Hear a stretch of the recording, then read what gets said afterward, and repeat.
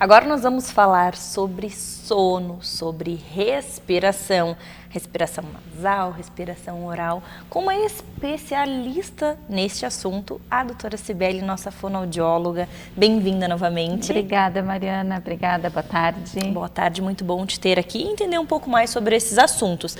Então, me fala um pouquinho a respeito da respiração e como que funciona quando não é mais criança. Temos um adulto que respira só pela boca. Tem ainda o que a gente possa fazer? Tem, claro que tem. Então, a respiração oral não é só um privilégio das crianças, né, Mariana? A gente tem aí desde as crianças até mesmo os bem novos, até mesmo bebês, passando pelos adolescentes, pelos adultos e pelos idosos. Então, a respiração oral, sim, ela pode estar presente em qualquer faixa etária. E é importante sempre buscar tratamento, buscar ajuda, né? E normalmente essa ajuda e esse tratamento se inicia com uma consulta médica. Então, normalmente é o primeiro profissional que a pessoa deve buscar. Por quê? Por que a gente não vai direto para a reabilitação? Porque a gente precisa saber por que essa pessoa está respirando pela boca. A gente precisa entender qual é o tipo de obstrução que essa pessoa tem. E isso quem vai nos dizer é o médico. E o fonoaudiólogo, então, a gente trabalha com a parte da reabilitação, com a parte da função. Então, sim, no consultório hoje, eu, por exemplo, tenho crianças de 3 anos e meio até adultos de 77 anos, da mesma área, todos de respiração. Olha só, né? Às vezes a pessoa pensa, não sou mais criança, agora não tem mais o que fazer. Mas a gente sabe que sempre tem o que fazer. Às vezes, não sei, me corrija se eu estiver errada, pode ser que o processo demore um pouco mais, ou não. Da reabilitação? Isso. Não, não necessariamente. Por exemplo, um adulto que faz cirurgia para desobstrução nasal, né? Então ele faz um desvio de septo ou ele faz algum outro procedimento para desobstruir a via aérea, né? Um procedimento cirúrgico, por exemplo. E esse paciente, essa pessoa continua a respirar pela boca depois da desobstrução nasal, então o médico encaminha para o fonoaudiólogo. E a gente trabalha com a reabilitação. Muitas vezes, em alguns casos, pode ser apenas uma questão de percepção da pessoa. Eu tenho um paciente que opera e ele não consegue fechar a boca, porque tem a sensação de falta de ar ainda, como se estivesse na situação pré-cirúrgica, antes da desobstrução ou antes da liberação da via aérea superior, né? Então, nem sempre esse processo é longo no adulto. Pelo contrário, ele pode ser curto, ele pode ser rápido e, de fato, muda bastante a qualidade de vida. Porque vamos pensar, né? Você vai fazer cirurgia, vai passar por um tratamento um pouco mais invasivo e o que você quer é restabelecimento funcional, né? Então, se depois que você recuperou do processo cirúrgico, por exemplo, e a tua função não voltou a ficar boa, alguma coisa pode estar fora de compasso e talvez seja justamente esse ajuste funcional que está faltando. E aí então entra muitas vezes o fonoaudiólogo. Olha só, então imagina a pessoa passar por um procedimento cirúrgico, mexer septo, às vezes amígdalas, cornetos e por aí vai, adenoide. E mesmo assim a pessoa segue respirando pela boca. Então é um processo onde um fonoaudiólogo, uma terapia vai fazer com que esse profissional entenda que agora ele pode sim respirar pela boca, né? Sim, pelo exatamente, nariz. Exatamente. E claro que isso não acontece com todas as pessoas, né? O que se espera, Mariana, é que de fato esses procedimentos cirúrgicos, por exemplo, no adulto que a gente está falando agora, eles realmente resolvam, né? Então, na grande maioria dos casos, sim, se resolve, mas tem casos que não. Da mesma forma que as crianças. Então, é bastante comum as crianças terem indicação cirúrgica de adenoide, de amígdalas para desobstrução, né? Então são crianças porque essa é uma das principais causas de obstrução nasal nas crianças. Então é bastante comum a criança fazer a cirurgia e continuar respirando pela boca depois. Então nas crianças isso é ainda mais comum. E aí é importante ter uma equipe que trabalhe. Porque muitas vezes o médico começa, mas a gente tem então, né, na equipe pode ter o dentista, porque essa criança pode precisar, por exemplo, aumentar o espaço do céu da boca, porque já está com comprometimento no crescimento craniofacial. às vezes entra o fonoaudiólogo junto, e aí a equipe vai decidir qual é o momento de cada profissional. Mas sempre quem vai dar o diagnóstico da obstrução é o médico. Então, a gente não começa pelo processo de terapia. O processo de terapia, ele entra depois do diagnóstico e da conduta médica. Nossa, adorei.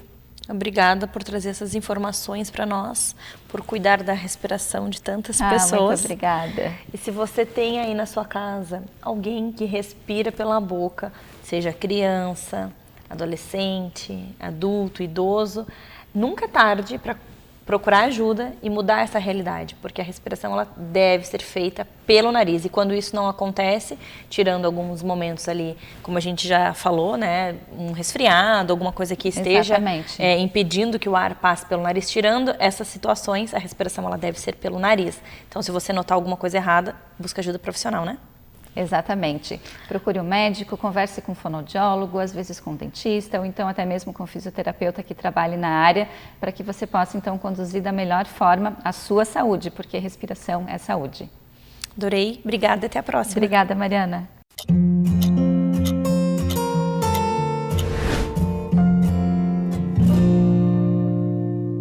Agora nós vamos falar sobre diástase com a nossa fisioterapeuta pélvica, Gi. Bem-vinda novamente. Obrigada, Mari. Obrigada pelo convite. Gi, fala um pouquinho para nós, então, sobre diástase, o terror da mulherada.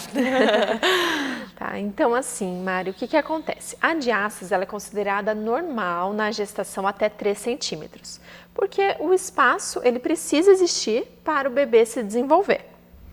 Só que o que acontece? Desde a gestação, essa mulher ela deve ser orientada a estabilizar essa diástase abdominal. E este é um papel da fisioterapia pélvica. Então, como que acontece essa estabilização? Com exercícios de ativação abdominal, que não tem nada a ver com o exercício de abdominal tradicional, enfim, esses de fortalecimento que a gente sabe, né, já conhece. São exercícios que envolvem respiração, concentração, abdômen sempre ao soltar o ar, né, na expiração, indo um pouquinho para dentro. Muitas vezes a gente utiliza TheraBand, bola, outros equipamentos também para auxiliar nesse processo. E aí, claro, que na gestação é importante que a mulher ela tenha cuidado ao se levantar, tanto da cama quanto do sofá, porque todo o movimento de flexão de tronco, que é o movimento desse tronco indo para frente, pode prejudicar, ou seja, pode aumentar ainda mais a diástase abdominal. Olha só. Então, todas essas informações são passadas para a gestante, inclusive já passando aqui para todas as pessoas que estão nos assistindo. E aí, o que acontece, Mari? Depois dessa estabilização, tendo ela ou não, né, porque muitas mulheres procuram o serviço depois do pós-parto, nós vamos avaliar toda essa estrutura. Então, se essa mulher ela tiver ali uma diástase considerada patológica, ou seja, que lá na gestação foi acima de 3 centímetros, ela vai entrar no processo de reabilitação abdominal. E quando a gente fala em reabilitação de diástase, a gente não pode focar só no abdômen, nós precisamos pensar na pelve dessa paciente. Porque o que acontece? A musculatura abdominal ela está completamente relacionada à musculatura do assoalho pélvico, que é a musculatura aqui embaixo.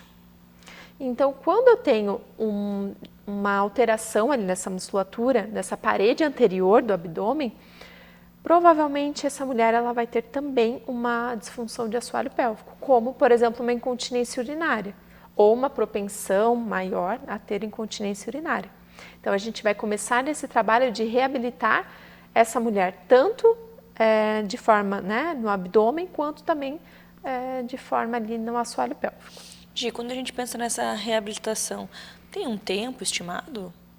Olha, vai depender muito do caso, porque quanto maior for ali o espaço, entre a diástase, que no caso é o espaço entre os músculos retos abdominais.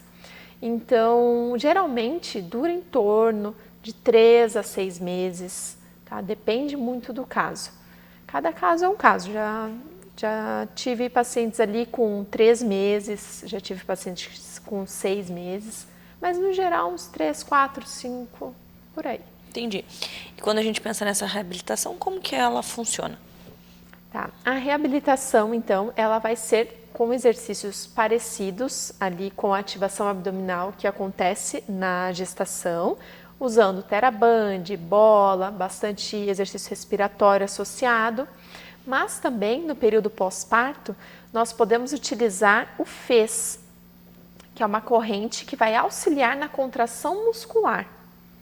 Na gestação a gente não pode utilizar esse aparelho.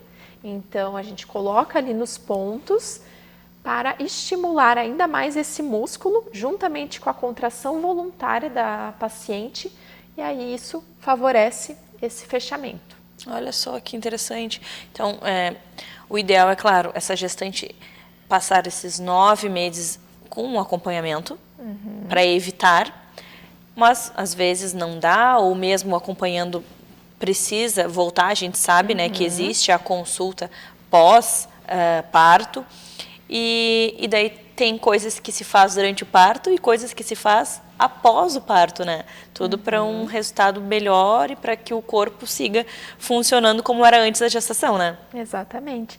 E uma coisa legal, Mari, que no mês passado a gente comentou sobre o taping, que tem um taping também que pode ser utilizado para diástase abdominal. É lógico que não vai ser o taping que vai auxiliar no fechamento da diástase. Ele vai apenas auxiliar juntamente com os exercícios ativos, né? Os exercícios que a própria mulher vai fazer, aí o taping é um auxílio a mais ali. Que legal, adorei. Obrigada por todas essas informações. Vou consultar, vou ver a minha diástase 5 anos depois do nascimento da minha filha. Isso aí. E se você também quer entender um pouco mais sobre esse assunto, se você ficou com alguma dúvida, se você quer saber se você teve diástase, entre em contato com a Gi, busca lá no Minuto Mamãe e Bebê, e eu tenho certeza que ela vai te ajudar a ter uma recuperação melhor e a você conseguir enxergar o seu corpo de uma forma melhor também, né, Gi? É isso aí. Muito obrigada, Mari, e espero estar aqui em breve. Também espero. Obrigada por dividir conosco todas essas informações e até a próxima. Até a próxima.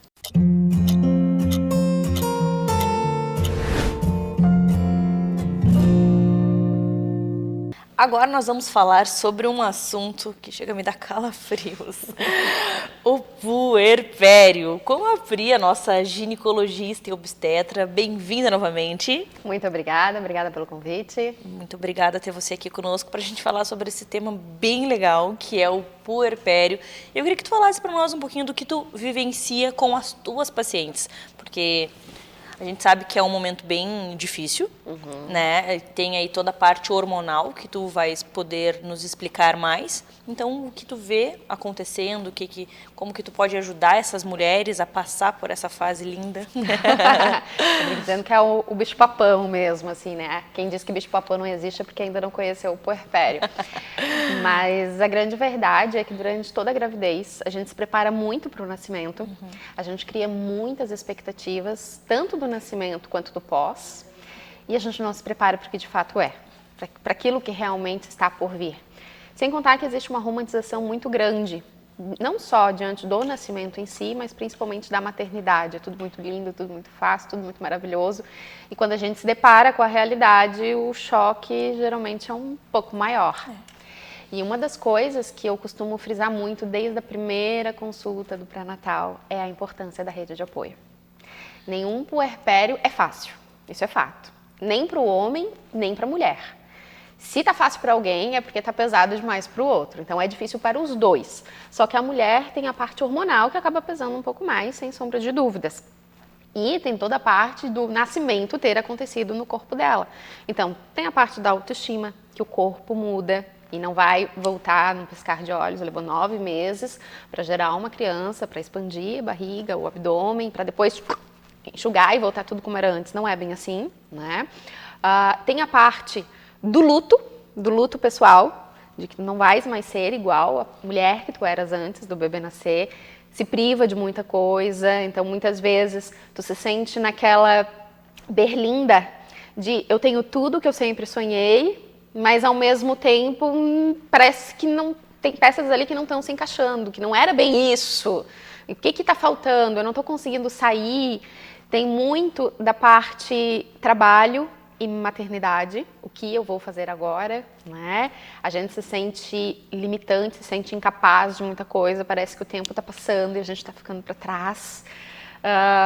E sem contar que nos primeiros meses é uma judiação, eu digo, né? Porque realmente a gente tem tudo que a gente sempre sonhou, tem aquele bebê lindo, maravilhoso no nosso colo, mas ao mesmo tempo é choro, fralda suja e noites mal dormidas.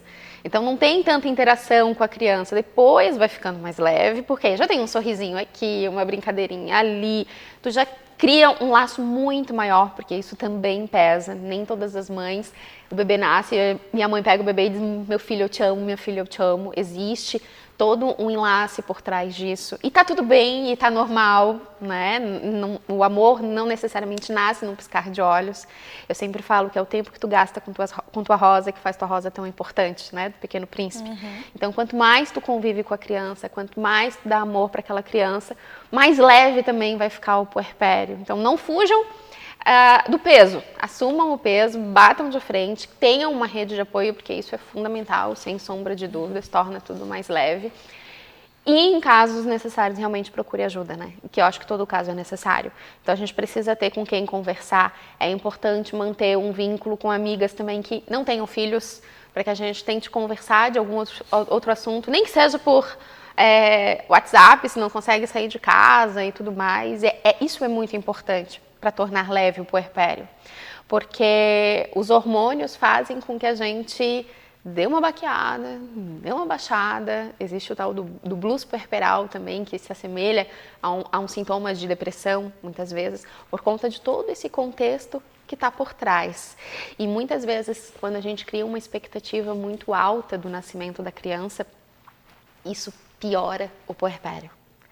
Então, por exemplo, o que eu quero dizer com uma expectativa muito alta, né? Porque expectativa alta sempre se tem para o nascimento de uma criança. Sim. Mas a gente, às vezes, idealiza, porque eu quero muito o meu parto normal, a qualquer custo eu quero ter o meu parto normal, e de repente, por algum motivo, ou um sofrimento, ou uma urgência, precisa ir para uma cesárea às pressas, e isso gera uma frustração, gera uma decepção, gera uma insatisfação, né? A gente se sente muitas vezes incapaz de ter conseguido tão sonhado parto.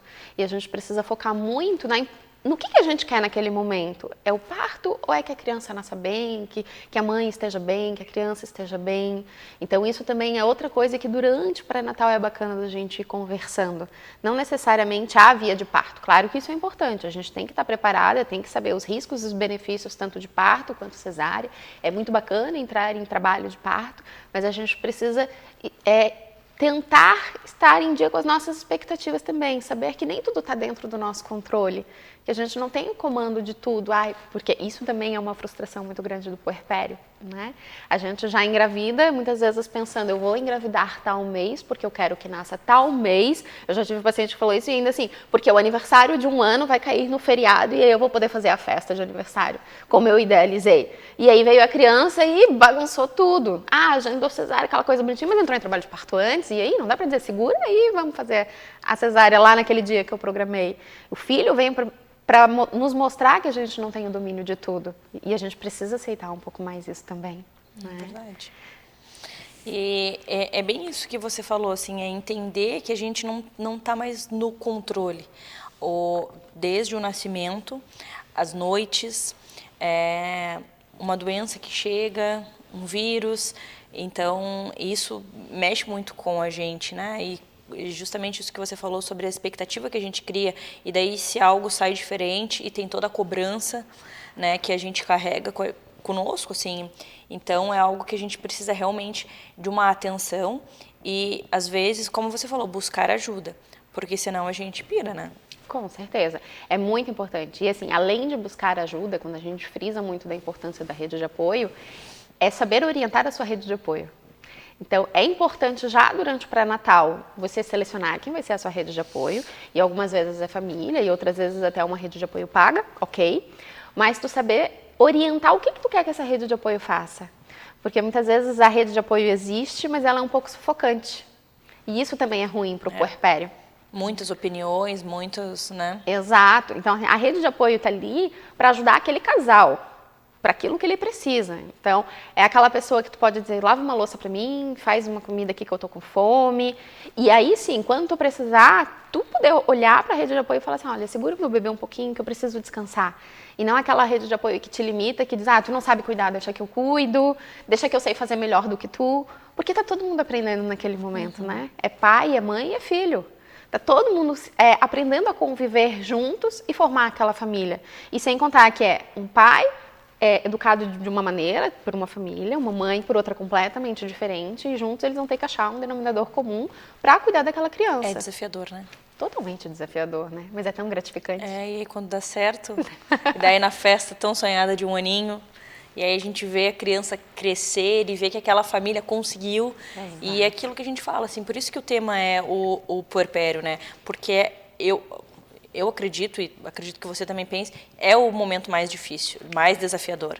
E, óbvio, terão outras fases, outros desafios, mas aquele momento ali do puerpério, onde a gente está conhecendo a maternidade, é o momento mais desafiador. E aí depois começa a vir, como você falou, um sorriso, a criança comendo, fica diferente. E aí a gente começa a ver que, poxa, valeu, deu certo, mas nesse começo, ali no puerpério, precisa ter uma rede de apoio, precisa ter muita conversa, precisa ter muita paciência, precisa ter uma organização. Então, por isso que eu falo assim que o pré-natal, se a gente escutar certinho o que o nosso médico está nos passando, daí ele já vai te orientar para ter comida congelada, para ter, sabe, toda uma estrutura montada, né, para que dê certo. E isso é fundamental, porque são muitos os desafios, como tu falou, não só do puerpério, mas de todo o maternar, né? E é que o puerpério é tudo muito novo, é tudo muito incerto, gera muitas dúvidas e é novo para todo mundo. E aí tem todo o desafio da amamentação, que também é suado, é exaustivo. E vai se somando tudo aquilo aos hormônios falando muito mais alto. Fora do puerpério, se alguém conta o que aconteceu ali, a outra pessoa que não está com os hormônios a mil fala, só isso, tá tudo certo. Mas aquela pessoa que está vivenciando, e muitas vezes com noites mal dormidas, não está descansando direito, às vezes até dorme, mas não consegue relaxar de fato, com medo de acontecer alguma coisa, é tudo muito mais intenso, é tudo na potência máxima realmente. E aí por isso que o casal também precisa estar em sintonia. Porque eu sempre falo assim, já para os pacientes, desde do pré-natal mesmo, ali, quando está grávida, que os hormônios já falam um pouquinho mais alto, embora o puerpério seja o auge, né? Vocês vão se conhecer de formas diferentes. E um precisa ser a razão, porque o outro vai ser puramente emoção. E se não tiver em sintonia, vai dar choque. Vai. E aí os dois precisam entender a hora certa de falar e aceitar o que o outro está falando. Então, durante o meu puerpério, por exemplo, meu marido, algumas vezes, ele esperou a coisa acalmar, né? E aí ele chegava, Pri, eu acho que tu exagerou em tal coisa. E aí eu tinha a razão, falando que ele realmente estava certo daquilo, só que eu precisava baixar o meu ego, baixar os meus hormônios, né? Toda a flor da emoção, respirar e ter a humildade de falar, me desculpa, ok? Porque se a gente fosse bater de frente, ia dar choque. Sim. E só que com os hormônios, muitas vezes, no auge da emoção, a gente não tem esse limiar, essa tranquilidade toda. E a gente precisa entender que isso é normal também. Só que o outro também precisa entender. Então, todo mundo precisa estar em sintonia, senão não vai dar certo. Esse é o puerpério. Esse é o puerpério. Pri, obrigada, viu? Adorei. Obrigada também. Até a próxima. Até.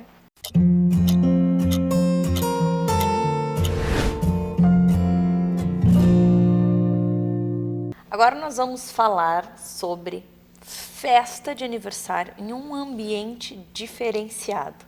Eu estou aqui com a Aline, proprietária do Quilo Luz. Bem-vinda novamente. Tudo bom, Maria? Tudo ótimo. É um prazer estar aqui. Então, além de ser um salão de beleza para toda a família, vocês também oferecem festa de aniversário lá dentro? Isso Conta mesmo. tudo para nós. Então, Mari, o que acontece, né? A beleza, o instinto feminino já começa desde pequenininha, né? Com certeza. Eu tenho uma vaidosa lá em casa que frequenta Quilo Luz direto. Pois é, então a Martina já ama de paixão.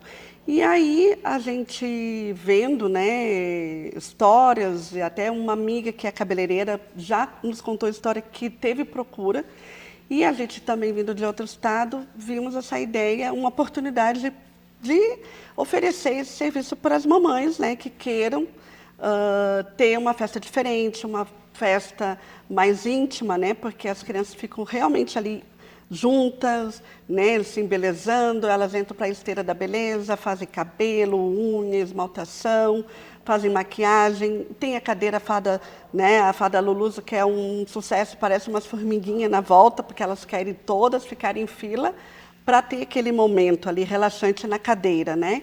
Então, e ali para elas foi é uma novidade.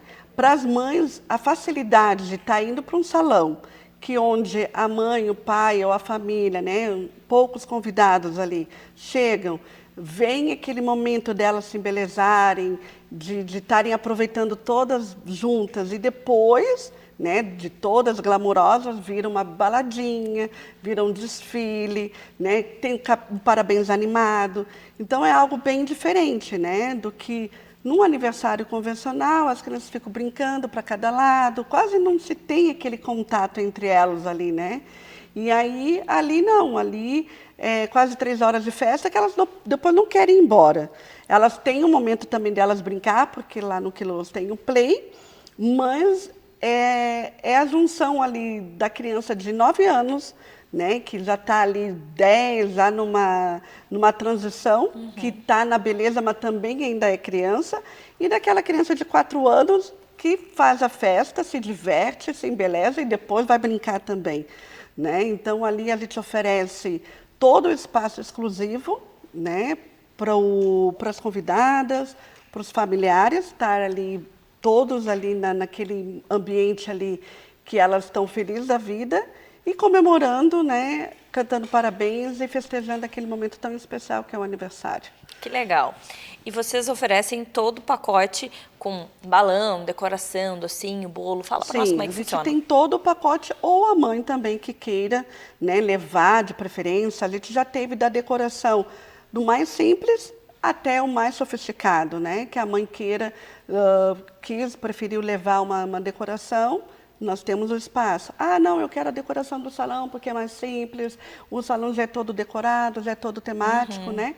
Também. Então, assim, dá para juntar o que é um valor agregado um pouquinho e também aquela mãe que quer economizar, quer ter pelo menos aquele momento para a filha, né? De forma que a filha aproveite e não precise gastar muito. Então, a gente consegue juntar ali a mãe, uma festa mais elaborada para uma festa mais simples, uma festa com salgadinho, onde a gente também encomenda, a mãe não precisa se preocupar com nada, ou a mãe tem uma preferência, eu vou encomendar e eu não vou me incomodar com nada.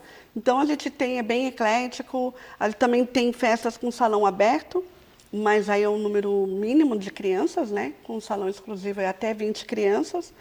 Também meninos também participam da festa, porque eles jogam game, botam fantasia, fazem a cadeira spa, né? E então, os irmãos, os amiguinhos, tudo se confraterniza ali. Tem também a opção com recreadora, né? A festa que as crianças são um pouquinho menor, a gente aconselha, né, a contratar uma recreadora, porque a recreadora consegue ali otimizar o tempo delas ali no momento que se embeleza, elas depois querem ficar brincando. Então, assim, é um mundo bem divertido e diferente no mundo da beleza para as meninas, principalmente, né? Que legal, adorei, Aline. Obrigada por dividir conosco um pouco dos serviços, dessa possibilidade de fazer uma festa de aniversário diferente lá com vocês. Adorei.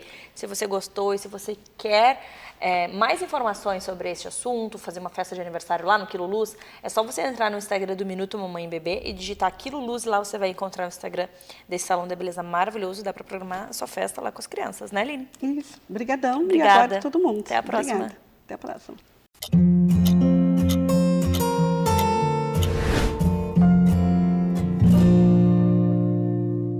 Hoje a gente trouxe um assunto bem importante. E é claro que quem vai abordar esse assunto é o nosso neuropsicopedagogo Léo. Bem-vindo novamente. Tudo bem, Mariana? Boa tarde. Ótimo. Olá, pessoal, tudo bem? Léo, crianças que têm um temperamento mais explosivo, que enfrentam os pais, que enfrentam professores e amigos, que são crianças mais agressivas. Todas essas características que eu citei estão ligadas ao TOD? Bom, excelente pergunta, Mariana. Bom, Pessoal, o TOD ele se tornou um transtorno muito conhecido, né? O transtorno opositor desafiante ou de oposição e desafio, no formal, a ideia é a mesma. Ele se tornou muito conhecido porque ele é muito ligado primeiro ao TDAH. Não é que toda criança tem TDAH, ela tem TOD, alguma coisa assim, não, mas o que nós temos a respeito disso? As crianças que têm qualquer problema com relacionamento e entram em atrito, seja com uso de violência ou não, agressividade física ou verbal, todas elas têm dificuldade com um negócio chamado controle inibitório. O controle inibitório é uma das primeiras funções que nós começamos a desenvolver. É aquele negócio, quando a criança começou a engatinhar, você fala, não faz isso, não faz, você está treinando ela e ela vai desenvolvendo, assim, eu não posso fazer isso, eu não posso fazer aquilo. O que é importante a gente notar? É importante a gente notar duas coisas. Primeiro, que nem tudo é TOD. Tá? E, segundo lugar, vou começar pelo segundo. O segundo lugar é que nós não estamos ajudando as nossas crianças. Tá? Por que nós não estamos ajudando? Como é que você desenvolve o controle da inibição? O saber a hora de parar. Pode fazer isso, não pode fazer aquilo. O cérebro dela está se desenvolvendo, está formando sinapses entre os neurônios para, vamos botar assim, passar as informações com mais facilidade. E você vai servir de instrumento, de ferramenta, falando, você não pode botar a mão na panela quente. Você não pode fazer isso, não pode fazer aquilo. E a criança vai aprendendo a inibir aquele comportamento de botar a mão na panela quente, botar o dedo na tomada. Você está fazendo isso. Só que o que está acontecendo? As crianças hoje estão ficando dentro de casa com o celular ou com o YouTube. Ela simplesmente é colocada perante um estímulo no qual ela não faz nada. Ela recebe a informação pronta. E ela fica sentada. Muito legal o desenho, às vezes pode ser um desenho inofensivo. Pode ser um desenho de qualidade. E ela não treinou em nada o controle inibitório dela. Há algum tempo atrás, a gente não tinha essas opções, a gente ia para a rua, brincar com os colegas. E quando a gente está em grupo, a gente treina o nosso controle inibitório. Agora é hora de falar, agora é hora de ouvir. Vamos jogar bola? Eu quero jogar bola, mas os outros querem jogar bolinha de gude. Então, não adianta eu me jogar no chão e começar a gritar. Eu tenho que aprender a hora de inibir aquela minha vontade de jogar bola e vou jogar bolinha de gude porque é o que os colegas querem. Eu estou num grupo. E isso fez parte da evolução humana. Nos moldou para chegar até aqui. E nós estamos entrando num processo de desmoldagem disso aí. E o que isso tem em relação com o TOD e outros transtornos? Tem a relação de que nós não estamos aprendendo, não estamos mais sendo treinados para não termos satisfeitos as nossas vontades. Por isso está ficando mais latente comportamentos desafiadores, comportamentos opositores. Contudo, eu falei que essa é a segunda parte. A primeira parte é você entender, todo mundo entender, você que é pai, educador, que nem tudo é TOD. O TOD ele acontece de uma forma verticalizada. Você não desafia quem está abaixo, você desafia quem está acima. Você desafia o professor, você desafia os pais, você desafia até o coleguinha. Você tem 5 anos de idade, sua coleguinha levou uma boneca que você quer brincar com aquela boneca. Essa criança é a detentora da boneca. Ela está com aquilo que você quer. Então, você pode agredi-la verbalmente, brigar, chorar para o seu professor. Eu quero tal coisa. Isso faz parte do TOD. Só que nós estamos vendo o crescimento de casos do tipo transtorno explosivo intermitente. O que é isso? São casos em que a criança ultrapassa o limite da agressão verbal e o limite entre aspas, birra, e ela está partindo para agressão, para violência, para quebrar tudo. Em torno de 3% das crianças podem desenvolver o transtorno explosivo intermitente. Então, nós temos que observar que existem diferenças. E na prática, o transtorno explosivo intermitente, ele requer uma atuação, uma terapia e tudo mais, até mais forte, mais incisiva, porque essa criança já está ultrapassando o limite. Apesar de tudo isso, as duas situações têm algo em comum, que a criança ela perde o controle para fazer. Ela perde o controle. O que esse perder o controle quer dizer? Isso quer dizer que isso sai do controle dela. Ela não tem capacidade de gerenciar mais o comportamento a partir de determinado ponto. Passa um gatilho. Existe um terceiro caso, que é o caso bem mais grave, que é o transtorno de conduta.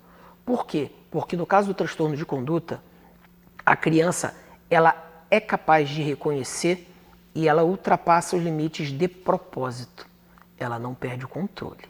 Aí é uma situação complicada, é uma situação que requer uma atuação não é apenas do psicoterapeuta, uma atuação psiquiátrica e urgente. Porque essa criança, adolescente, ela é capaz até de usar colegas, usar os outros, usar um irmão para atingir objetivos. Ela é capaz de manipular. Então, por isso que a gente tem que, desde criança, pegar e ensinar a criança a desenvolver o controle inibitório dela. Ela tem que ser isso desenvolvido. Pai, mãe, professor, aprenda a dizer não. Tire a criança um pouquinho do celular e brinque com ela para que ela aprenda a hora de jogar, a hora de esperar, a hora de perder, a hora de ganhar. Para que você esteja fortalecendo o controle inibitório dela, que é uma das funções mais básicas, mais primordiais da cognição humana, para que amanhã o seu filho não esteja tenha mais facilidade de desenvolver um desses transtornos. E no futuro a saúde mental do seu filho vai agradecer, e muito, e a sociedade também. Léo, obrigada por todas essas informações, por dividir um pouco do seu conhecimento conosco e até a próxima. Obrigado, Mariana. Até mais, pessoal.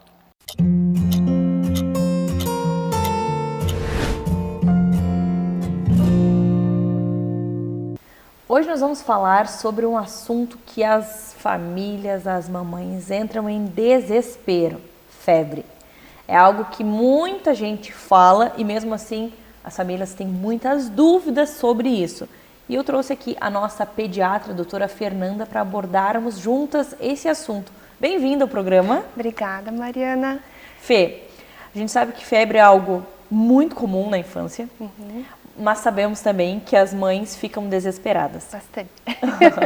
Então, eu queria que você falasse para nós, para a gente começar, o que é a febre?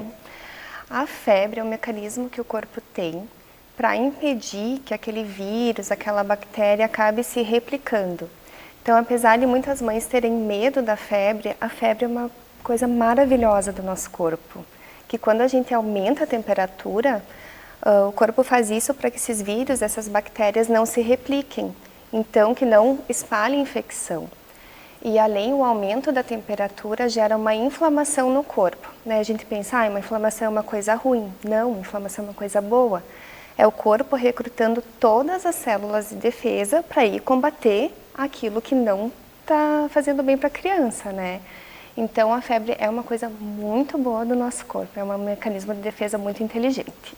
Olha, isso acalmou meu coração de uma forma, né? Mãe, espero que acalme o seu também, mamãe. E quando que é febre?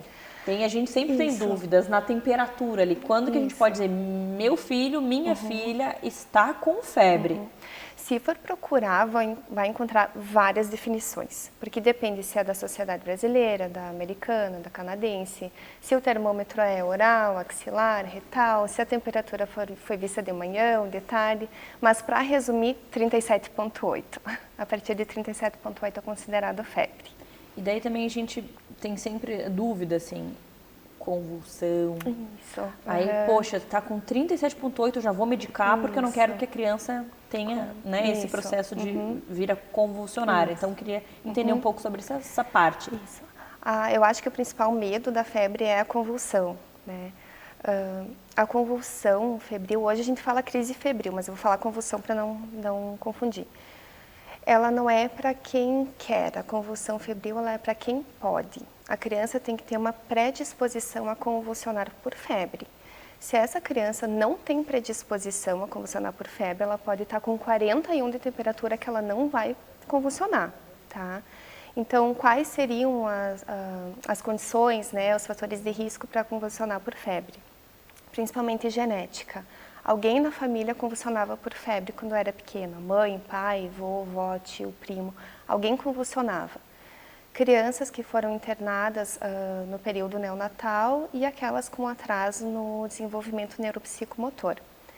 Só que assim, de todas as crianças, de 2 a 5% das crianças convulsionam. Então, de 95 a 98% das crianças nunca vão convulsionar. Então, não é algo comum. E a convulsão por febre depende muito de temperatura. Não quer dizer, está com 41 vai convulsionar naquela criança que tem predisposição e com 38 não convulsiona. Criança que tem predisposição, às vezes convulsiona com 38, uma febre baixa. E a criança que convulsionou ali pela primeira vez, ela tem mais chances de seguir convulsionando, vivenciando essa experiência para sempre, até a vida adulta, adolescência? Como é que funciona? Não.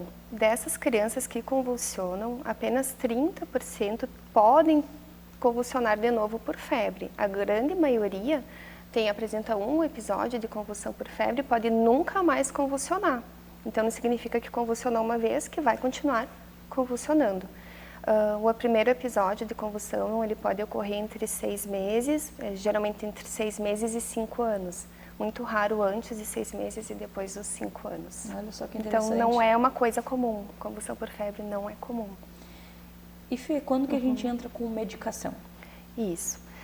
Nessas crianças, assim, crianças com doenças crônicas, como neurológicas, doenças pulmonares, cardíacas, endocrinometabólicas, como o diabetes, por exemplo, nessas a gente fica com o pé um pouquinho mais atrás. A gente acaba medicando mesmo quando ela está bem, relativamente, né? Nas crianças que não têm doenças crônicas, a gente medica a criança e não a temperatura. Então, tem criança que está com 39, 39,5 de temperatura e está lá pulando faceira. A gente não vai medicar essa criança. Agora, aquela que está com 37,5, que nem febre é, uma febrícula, e está lá super prostrada, caída, essa criança a gente medica. A gente medica para ela se sentir melhor e não com o objetivo de baixar a temperatura, que como eu falei antes, a temperatura é o corpo combatendo aquilo que não está fazendo bem. Olha só que interessante. E quando que a gente deve se preocupar com a febre? Isso. Geralmente assim, quando a criança está com uma febre, é difícil ela ficar ativa. Geralmente, às vezes fica, mas é difícil não ficar. Baixou a temperatura, a criança ficou mais ativa, é isso que eu preciso. Agora, mesmo sem febre, aquela criança continua caída, continua prostrada, essa criança precisa ser avaliada, independente de quanto está a temperatura, independente a quanto tempo que ela está com febre. Enquanto a criança está com febre, tentar dar líquido para ela. Então, mamar, fórmula, água, isso ajuda a baixar a temperatura também. Se a criança está vomitando muito, com muita dor de cabeça, com dificuldade respiratória, muito cansada, uma coisa que eu acho legal de comentar é que quando a temperatura está alta, nosso coração acelera. Então, às vezes os pais falam, ela está com o coração muito acelerado quando está com febre. Isso é esperado, é do corpo. Então, criança com dificuldade respiratória, se está com diarreia e sai sangue ou pus, aquela febre que já de início, assim, é 40 de temperatura, é um pouco diferente do que aquela febre que vai subindo, né? Então, um pico muito alto já de primeira. Ou aquela febre, como que é a tendência da febre? Em quadros virais, em quadros assim mais brandos. É uma febre um pouco mais recorrente que ela vai espaçando. Aquela febre que é espaçada e vai ficando recorrente e aumentando é diferente. Então, essa criança precisa ser avaliada. E aquelas crianças com doenças crônicas também que eu comentei antes. Perfeito, entendi. Obrigada por dividir tantas informações conosco. E se você ficou com alguma dúvida ou quer conversar um pouco mais com a nossa pediatra sobre esse assunto, entra no Instagram do Minuto Mamãe Bebê, procura lá a doutora Fernanda, fala direto com ela, que ela vai tirar todas as suas dúvidas, né, doutora? Isso aí, pode mandar. Obrigada e até a próxima. Eu que agradeço, até.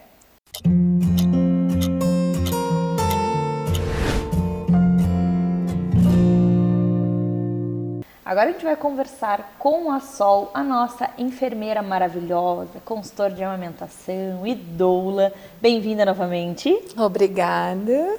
Sol, eu queria que você falasse um pouquinho para nós sobre os cursos que você está disponibilizando para as famílias, para as gestantes, para os papais? Conta tudo para nós. Então, Mari, está sendo muito surpreso assim, o resultado, né? Há muito tempo a gente tinha esse projeto de começar a fazer grupos de gestante, né? E quando eu trabalhei no William da outra vez, antes de pedir demissão, ir para Santa Helena, né? A gente tinha esse projeto, mas não foi colocado em prática. E aí, quando eu voltei para o William, daí poxa vida, vamos ter que botar em prática, né? E aí se juntou eu, a Luadne, né, que é minha filha, a Aline, que é Nutri, lá do hospital, e a Patrícia, que trabalha na hotelaria. E a Patrícia apresenta o hospital, essas coisas. Vamos fazer, vamos fazer. E a gente começou, fizemos o nosso primeiro lá no hospital mesmo. O primeiro e o segundo foi lá no hospital. E fizemos numa sala que tinha lá, que hoje é a recepção da emergência pediátrica. E foi muito legal, assim. A gente marcou para as 4 e os casais foram, sabe? A gente faz muita atividade. Então, isso faz com que os casais se interessem e vão ficando. E ficou até 6h30 da tarde. Aí eu pensei, meu Deus, né? Isso primeiro. O primeiro curso a gente teve 4 casais.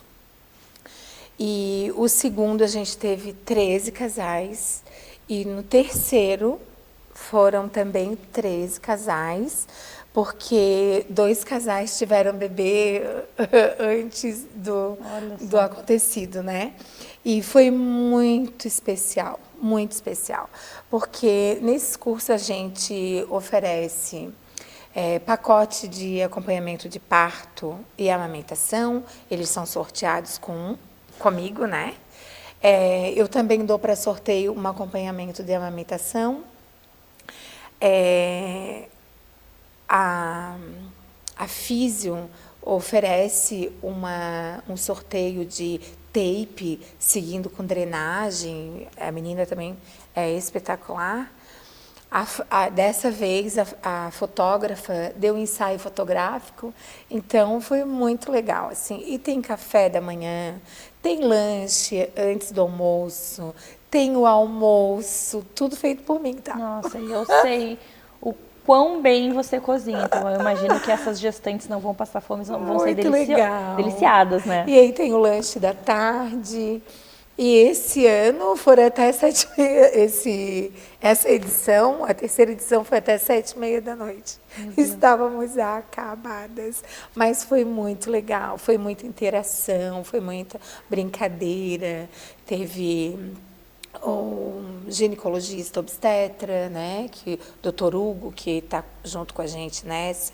E a gente sempre troca, na verdade, né? O pediatra ia, mas aconteceu um imprevisto, acabou não conseguindo ir. Mas tem o Douglas, que é osteopata, que é excelente. Aí tem a físio, tenho a psicóloga.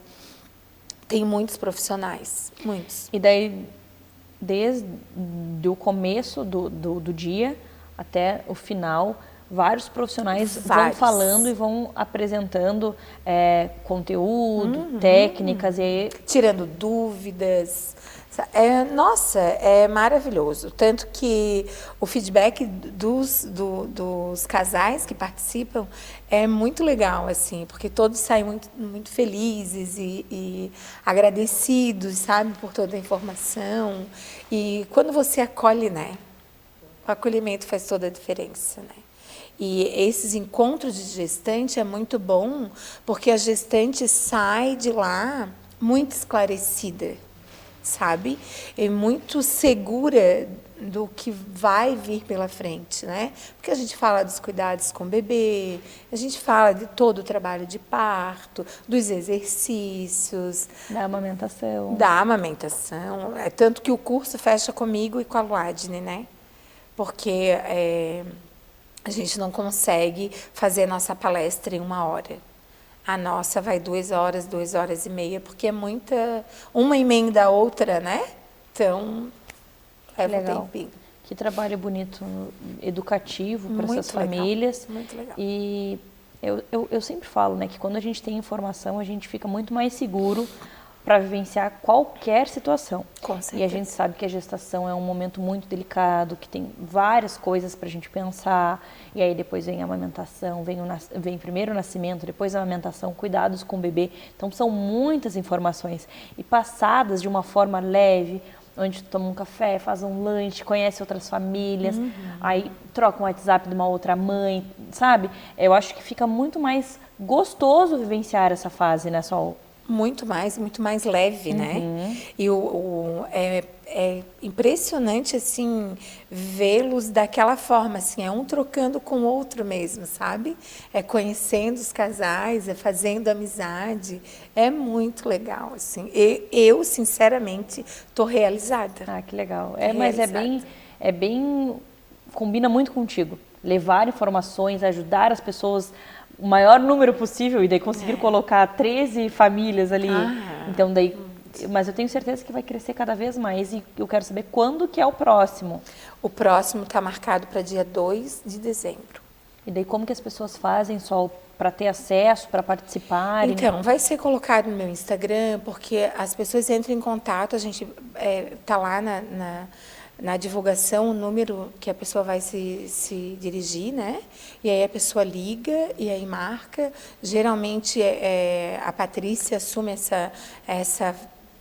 a proposta de marcar, de indicar o lugar, né? E, enfim, é ela que reserva a vaga de cada um. Legal. E talvez essa fase agora a gente traga isso para a gente também, para não ficar só para ela. E a gente faz um grupo, e esse grupo é muito legal, porque no grupo o paciente, o cliente ali, a gestante, vai nos dizer se... Eu não como nada que tenha glúten, eu sou vegetariana, ou eu sou... Além do vegetariano, tem o vegano. Tinha uma que era vegana e eu, ai meu Deus, o que eu vou fazer para essa participante, né? E aí foi muito legal, porque na hora surgiram pratos para vegano e deu tudo muito certo. Que legal, que bacana, Sol, adorei. Obrigada por trazer esse trabalho tão lindo para as famílias. E se você quiser mais informações, você entra no Instagram do Minuto Mamãe e Bebê, busca lá, Sol, e lá no Instagram dela vai ter todas as informações para você que está gestando, está esperando seu bebezinho também poder participar desses encontros incríveis, desses cursos preparativos, né, Sol? Como é que vocês chamam? A gente fala que é o encontro de gestantes. Legal. Ou encontro de casais, né? Porque é importante o esposo estar junto. Com certeza, faz toda a diferença. Adorei, Sol. Obrigada e até a próxima. Até.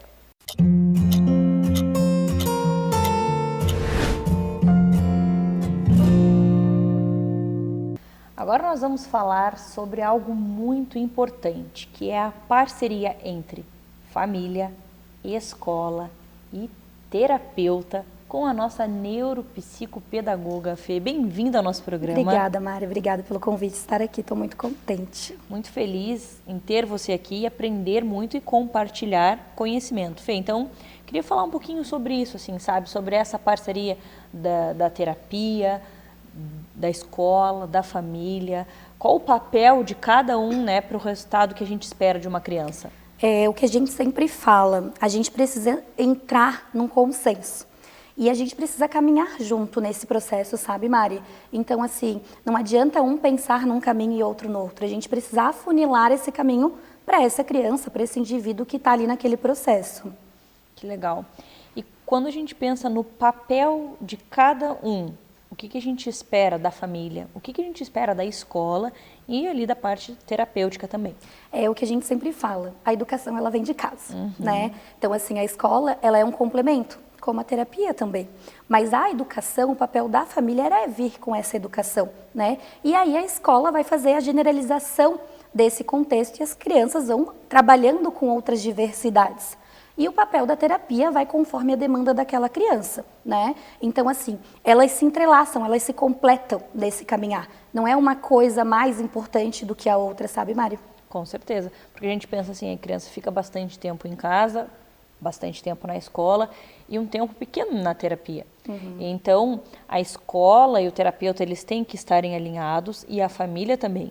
para seguir a mesma linha, a gente tem um objetivo, né? E para a gente chegar nesse objetivo, a gente precisa traçar um plano onde todo mundo que está junto com essa criança precisa estar apto e falando a mesma língua, né?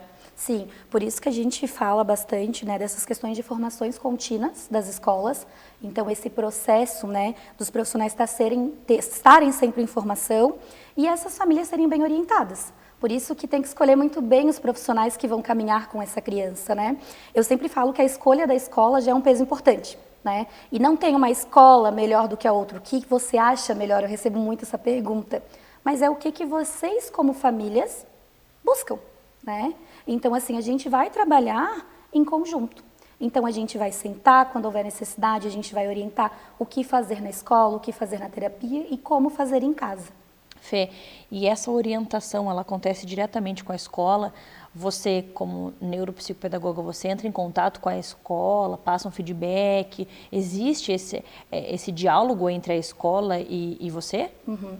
Hoje, com todas as escolas que eu trabalho, Mari, eu tenho uma parceria muito boa, né? Então, assim, a gente sabe que não é a realidade de muitos profissionais, mas eu sempre falo, eu já estive do outro lado, né? Eu fui professora durante 6 anos. Então, eu sei muito bem o que era estar dentro da instituição.